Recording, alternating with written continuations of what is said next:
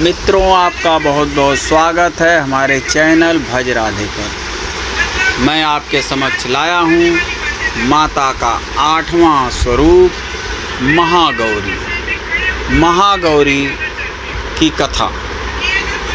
तो मित्रों, अगर आप हमारे चैनल पर नए आए हैं तो सब्सक्राइब करें और जानकारी अच्छी लगे तो वीडियो को लाइक करना ना भूलें। देरी ना करते हुए माता का 8वां स्वरूप माँ महागौरी की कथा सुनाते हैं आपको। माँ दुर्गा जी की 8वीं शक्ति का नाम महागौरी है। दुर्गा पूजा के 8वें दिन महागौरी की उपासना का विधान है। इनकी शक्ति अमोघ और सद्य फलदायिनी है। इनकी उपासना से भक्तों को सभी कलमश धुल जाते हैं। पूर्व संचित पाप भी विनष्ट हो जाते हैं। भविष्य में पाप, ताप, संताप, दैन्य दुख उसके पास कभी नहीं आते। वह सभी प्रकार से पवित्र और अक्षय पूर्णों का अधिकारी हो जाता है। इनका वर्ण पूर्णतः गौर है। इस गौरता की उपमा शंख, चंद्र और कुंद के फूल से दी गई है। इनकी आयु 8 वर्ष की मानी गई है। अष्टवर्षा भवेद गौरी। इनके समस्त वस्त्र एवं आभूषण आदि भी श्वेत हैं। महागौरी की 4 भुजाएं हैं। इनका वाहन वृषभ है। इनके ऊपर के दाहिने हाथ में त्रिशूल है। ऊपर वाले बाएं हाथ में डमरू और नीचे के बाएं हाथ में वर मुद्रा है। इनकी मुद्रा अत्यंत शांत है। माँ गौरी ने देवी पार्वती रूप में भगवान शिव को पति रूप में प्राप्त करने के लिए कठोर तपस्या की थी। एक बार भगवान भोलेनाथ ने पार्वती जी को देखकर कुछ कह देते हैं, जिससे देवी के मन का आहत होता है और पार्वती जी तपस्या में लीन हो जाती है।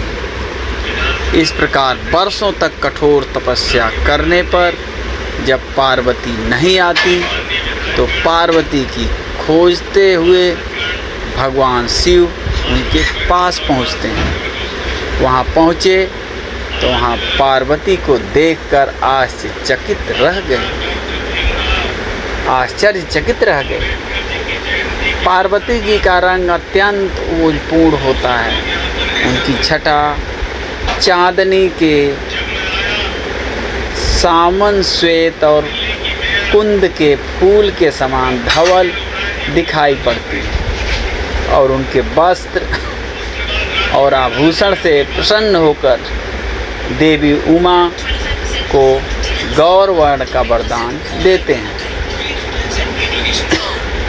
एक कथा के अनुसार भगवान शिव को पति रूप में पाने के लिए देवी ने कठोर तपस्या की थी, जिससे इनका शरीर काला पड़ जाता है। देवी की तपस्या से प्रसन्न होकर भगवान इन्हें स्वीकार करते हैं और शिव जी इनके शरीर को गंगा जल से धोते हैं। तब देवी विद्युत के समान अत्यंत कांतिमान गौर वर्ण की हो जाती है तथा तभी से इनका नाम गौरी पड़ा।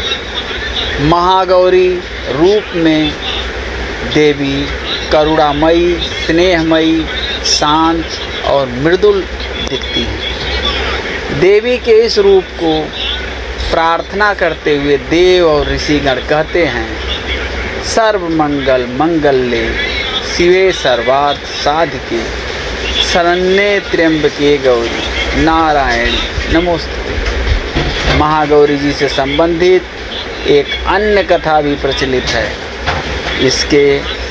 जिसके अनुसार एक सिंह काफ़ी भूखा था।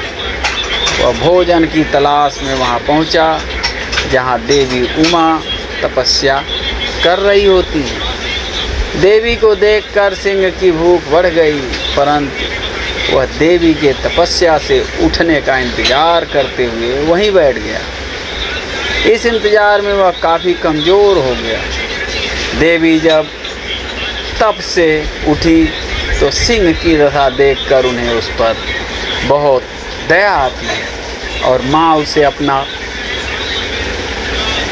सवारी बना लेती है, क्योंकि एक प्रकार से उसने भी तपस्या की थी। इसलिए देवी गौरी का वाहन बैल और सिंह दोनों ही हैं। माँ महागौरी का ध्यान, स्मरण, पूजन, आराधना भक्तों के लिए सर्वविध कल्याणकारी है।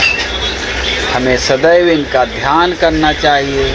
इनकी कृपा से अलौकिक सिद्धियों की प्राप्ति होती है और मन को अनन्य भाव से एक निष्ठ कर मनुष्य को सदैव इनके ही पादार बिंदों का ध्यान करना चाहिए। महागौरी भक्तों का कष्ट अवश्य ही दूर करती हैं।